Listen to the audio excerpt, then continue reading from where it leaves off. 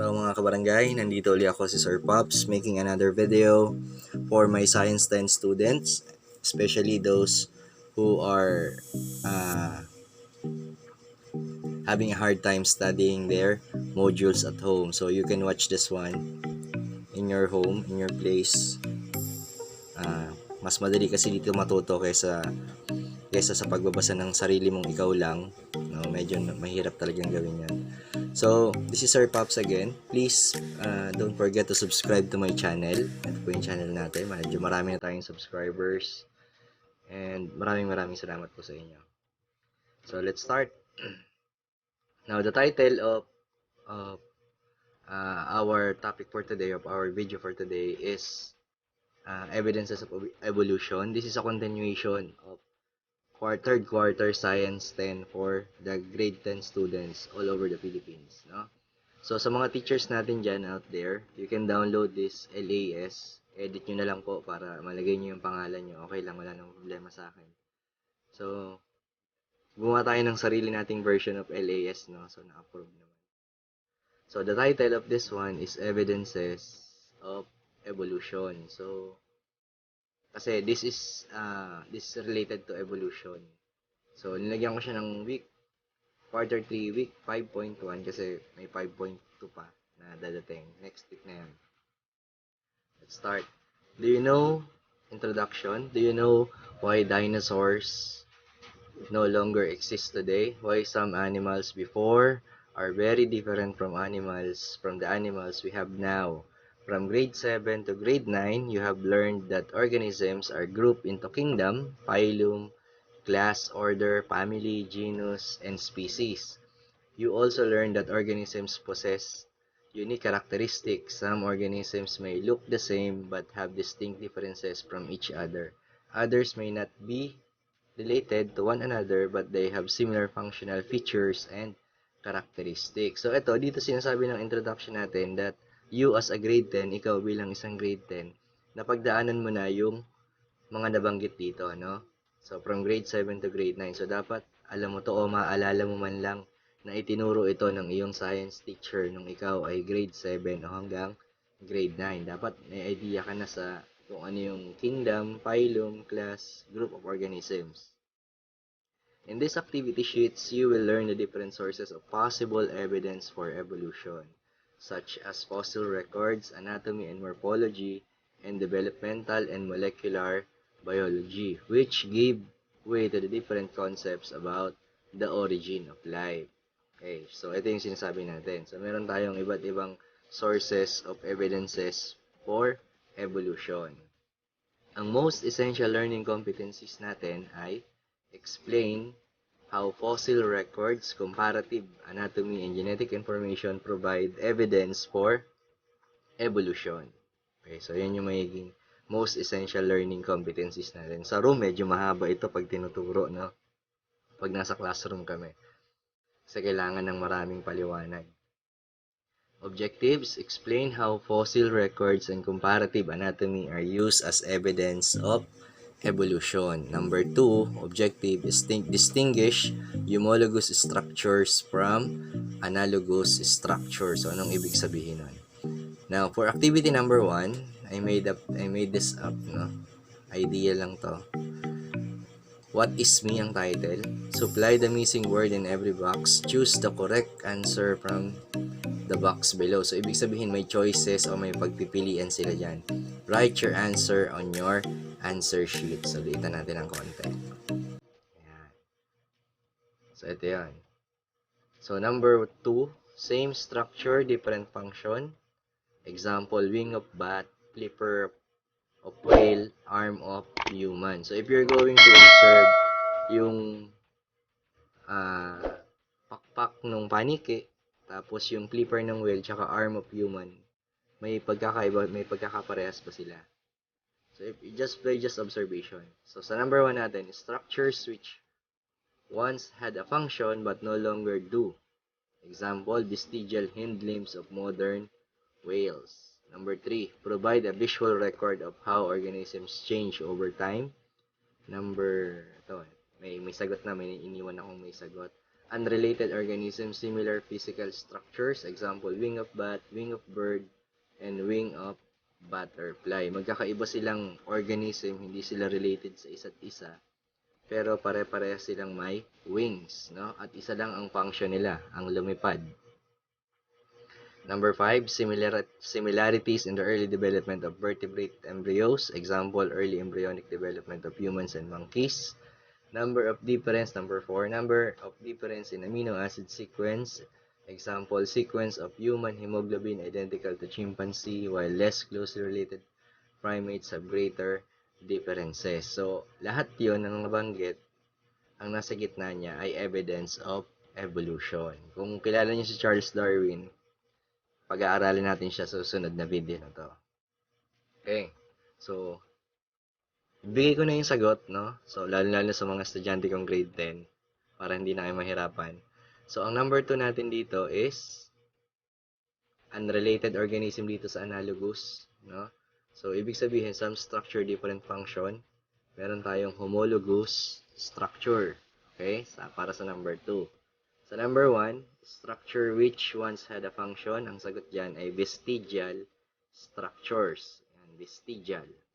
Number 3, provide a visual record of how organism change over time. Fossils yan. Ang sagot natin dyan ay fossils. Number 4, number of difference in amino acid sequence. Example, sequence of human hemoglobin.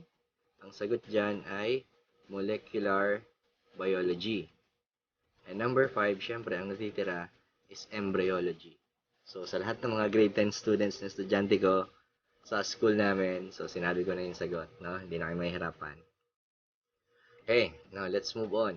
So, ginawa natin to para magkaroon ng idea kagad ng mga bata para alam nila kung ano yung mga evidence of evolution, no? Para hindi na sila mahirapan. Now, topic. Evidence from fossil records. So, nakalagay dito fossils. So, unahin natin yung fossils. Have you ever been fossils of any organisms? Fossils are examples of evidences that paleontologists use in studying evolution. They are traces of organisms that lived in the past and were preserved by natural processes or catastrophic events. They can be remain of organisms. They can remain of organisms. Kaya lang nakawala yung pointer ko. Wala, saan yung pointer? Okay. Show. Medyo nawala. They can be remains of organisms which include the bones, shells, teeth, and also feces embedded in rocks, featuring resin, feet, resin, and eyes. Paleontologist is a person who studies fossils. So dito, ang gagawin natin dito is, meron na akong nilagay na picture para makita natin kung ano yung ibig sabihin ng fossil records. So pag-aaralan natin yan. Bumalik na siya. Yan. So ang fossils ay ginamit as evidence of evolution, lalong na ni Charles Darwin, ano? So ginamit niya itong basihan that basihan sa kanyang statement that organisms evolved. Remember that this is just a theory, no? So itong evolution is the theory lang siya. Okay.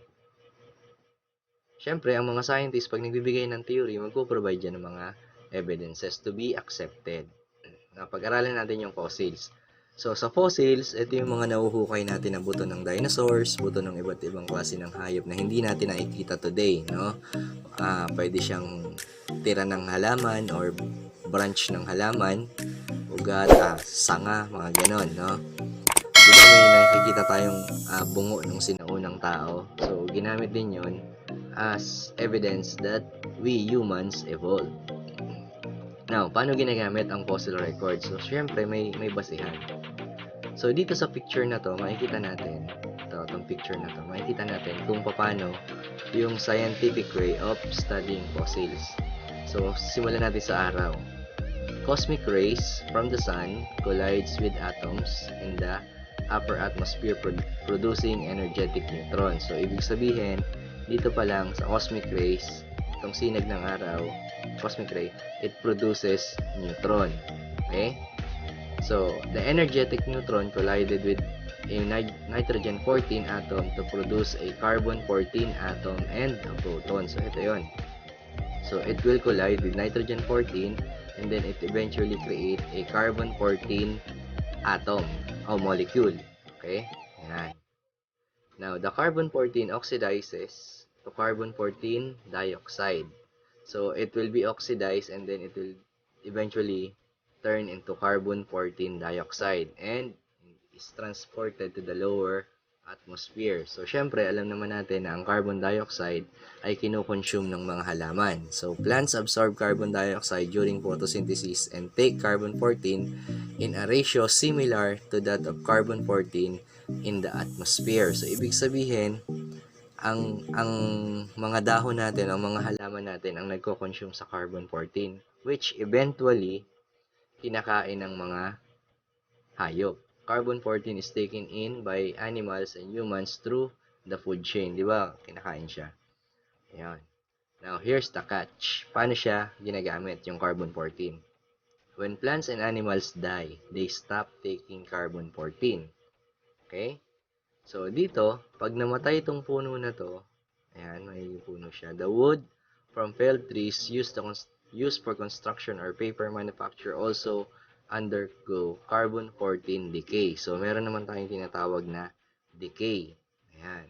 Following the death, ito naman yung baka namatay. Following death or burial, the unstable carbon-14 in bones undergo beta decay to form nitrogen-14. So, ibig sabihin, from carbon-14, madedicay siya into nitrogen-14. Babalik siya sa pagiging nitrogen. Ano magiging, ito yung tinatawag nating half-life, no? Now, tingnan natin kung gaano katagal. Carbon-14 undergoes beta decay to form nitrogen-14. Over time, the ratio of carbon-14 to other carbon atom decreases. Carbon-14 has a half-life of 5,730 years bago mahati sa dalawa. By measuring the amount of carbon-14 na sample and comparing it to a fresh sample, scientists can determine its age. So, alam na natin, nakita na natin kung paano pinag-aaralan ng mga scientists yung mga buto na nakuhukay nila. Kaya na-determine nila kung gaano katagal na age, no? Yung years.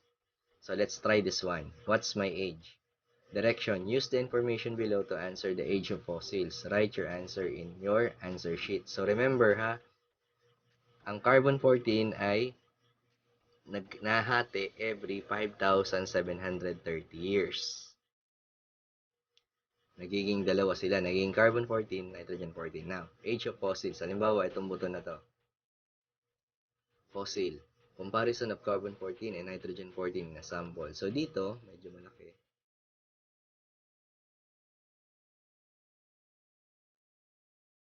So, first, ano natin? So, ito ay 5,730. So, ibig sabihin, nung tiningnan ng mga scientists ang content ng carbon-14 at nitrogen-14 dito, nagkaroon sila ng equal amount. And then, sabi natin, di ba, pag nag-half sila, nangyayari yon ang half-life decay every 5,730 years. So, kaya ang magiging age ng fossil na to ay 5,730 years. Ayan. So, age nito ay 5,730.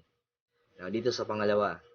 So, carbon-14 natin from half and then naging half uli siya.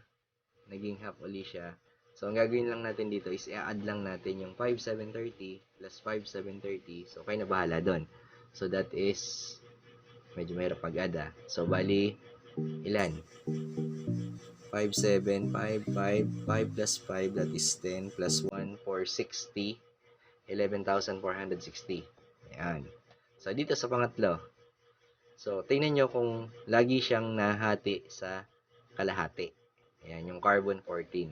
So, dumadami ng dumadami. Kasi nga, nadedecay siya. Ang pag-decay niya is umaabot ng 5,730 years. So, bahala ng mga scientists dyan kung halimbawa, hindi, wala pa sa kalahati yung decay, sila na magko-compute yan. Pero dito, mas pinadali kasi every half. No? Ayan. So, ayan na. What is the oldest fossil? I-add nyo lang itong tatlo na to. 5,730 times 3. Now, why is it important to know the age of a fossil? So, bakit kaya kinakailangan malaman kung ano yung edad ng fossil? No? So, importante yung malaman kasi inaalam mo kung gaano nakatagal yung fossil na yun. Halimbawa, namatay yung aso nyo, tapos nahukay siya. Kamamatay pa lang ng last week. Isang linggo pa lang siyang namamatay, tapos naging buto na. Hindi siya pwedeng tawaging reliable fossil kasi hindi pa ganun katagal yung tinagal niya sa ilalim ng lupa. So, may mas mahuhukay pa na fossil na mas matagal. So, ibig sabihin, posible na nasa mas malalim na part ng lupa yung mga fossils na hindi may mga fossils pa tayo hindi na-discover if you're going to keep digging sa ilalim ng lupa. Okay? Yun yung kung paano ginamit ng mga scientists yung fossil records. Now, next. Hint of evolution from comparative anatomy. So, this is another way kung paano sabi ng mga scientists natin na evolution happens. Another hint of evolutionary concept is from the comparative anatomy. Structures from different species which have similar internal framework, position, and embryonic development are considered to be homologous. Ayan, intindihin natin yung homologous. Homologous structures may perform different function in the species living in a different environment, or it may have the same origin but different function. So, kung papansinin nyo tong buto ng aso na to, yung buto ng ibon na to, yung pakpak, yung buto nitong butiki na to, tapos yung buto ng flipper whale na to, they are actually the same. Kung titingnan mo siya, parehas lang, no? Medyo parehas, pero iba-iba ang function, no? Homologous siya. Pare-parehas, pero iba-ibang function. Here are some examples of homologous structure. Four limbs of dog, bird, lizard, and whale, which are structurally the same but functionally different. So, pare-parehas ng structure, pero iba-iba ang function. So, yun yung tinatawag natin homologous structure. So, anong ibig sabihin nun, no? Homologous. Now, analogous or homologous. Activity number 3. Ayan, tingnan mo to. Flipper, human arm, and whale flipper. So, sabi natin kanina, magkaiba ng function, parehas ng structure, pero magkaiba ng function. Ayan. So, ibig sabihin, susulat mo dito kung H or A, kung analogous or homologous, no? So, ano ibig sabihin ng analogous? Ayan. Ang analogous ay structures of unrelated species may evolve to look alike because the structure is adapted to similar functions. These are called analogous. Analogous structure have similar function but different origin. So, parehas silang lumilipad pero magkaiba ang kanilang pinagmulan. Parehas silang naglalakad pero magkaiba ang pinagmulan. So, halimbawa, ito makikita natin dito. So, human arm, whale flipper, analogous or homologous? Sige, sagutin nyo nga po yan. So, parehas ng structure pero magkaiba ng function. Kasi ang whale flipper panglangoy, di ba? Ang human arm is, so ibig sabihin homologous siya. So, human arm, alligator forelimb, homologous pa din. So, ito, bat wing and butterfly wing. So, this is analogous. Bird wing and butterfly wing. So, this is analogous. Okay? Magkaiba sila ng pinagmulan. So, bat wing and butterfly wing. Okay, so analogous. Now, examples or wings of birds dito sa analogous. Ito, magkakaiba silang species, pero yung function ng kanilang mga pakpak ay iisa lang. Kaya sinabi nating analogous. Now, so ito yung ibig sabihin niya, no? So kung anong relation ito sa topic natin? Paano to ginamit ng mga scientists as hint for evolution, no? So, ibig sabihin nito na may pare-parehong structure, it suggests that this species came from a single species. So, ito yung tinitingnan nila. Halimbawa, ang aso, ang ibon, ang lizard, ang whale, galing yan sa isang ninuno, isang hayop na nag-evolve, no, over time. So, galing yan doon. So, ito yung sinasabi niya. Okay, sana naintindihan yun. Now, let's go to evidence from embryonic development. An embryo is an early stage of development in organisms. Embryonic development includes stages such as blastula, gastrula, and organogenesis. The embryo of fishes, salamander, lizards, birds, cats, and humans are similar during the first stage of their embryonic development and have several homologous structures that are not present when the organisms are adults. Study shows that species that are closely related exhibit similar embryonic development, even when in the adult stage. The organisms are quite different. Okay. So, activity number 3, who is my relative, studied and compared the stages of embryonic development of the different vertebrates. Write your answer on your answer sheet. Okay. So, ano ibig sabihin ng embryonic development? Ito yun. Sagutin natin tong tanong na to. In what stages of development of the organisms above show similarities? So, ito, stage 1 ay fish. We have here the salamander. We have the lizard. We have the bird. We have the cat. And we have the human. Okay? So, yan yun. So, sa stage 1 natin, kung papansin niyo yung fish, salamander, lizard, bird, cat, and human, they are actually the same, no? Walang pinagkaiba sa stage 1, no? In what stages of development of the organisms above show similarities? In what stage? So, ang sagot natin doon ay stage 1.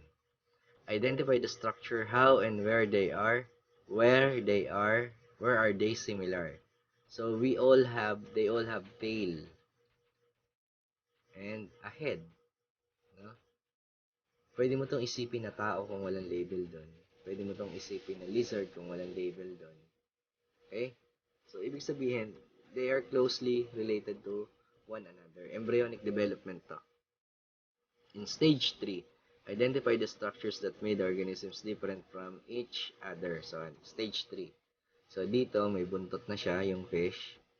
May buntot din tong salamander. Dito, palabas pa lang siya.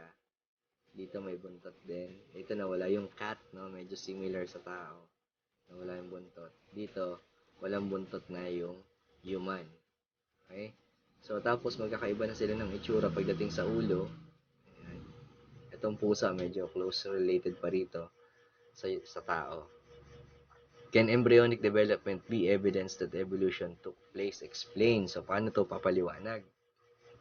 No? Bahala na kayo dito. Hindi, joke lang. Okay.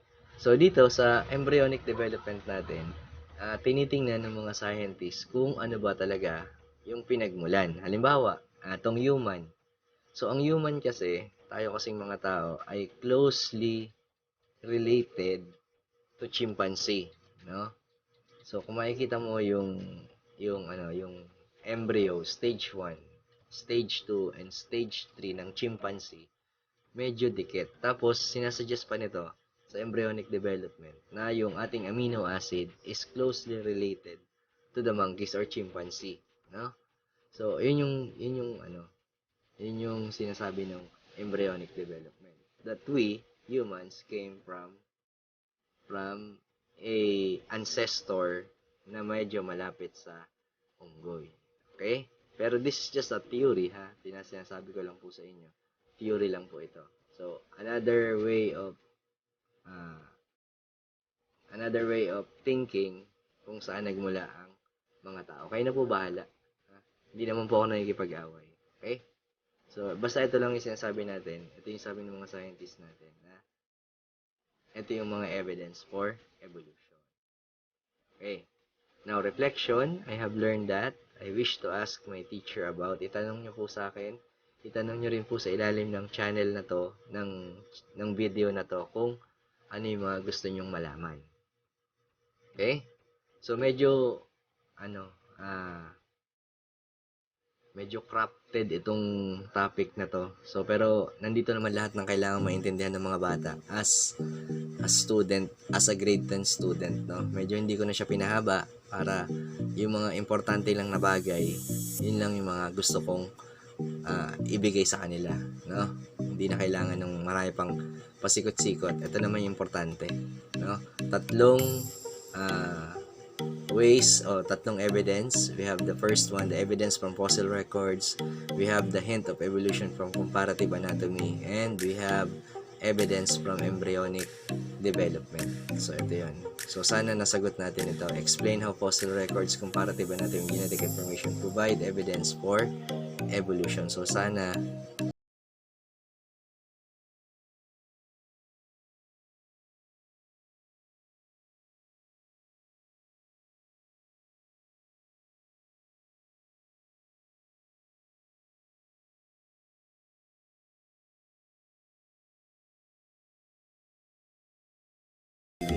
maraming salamat.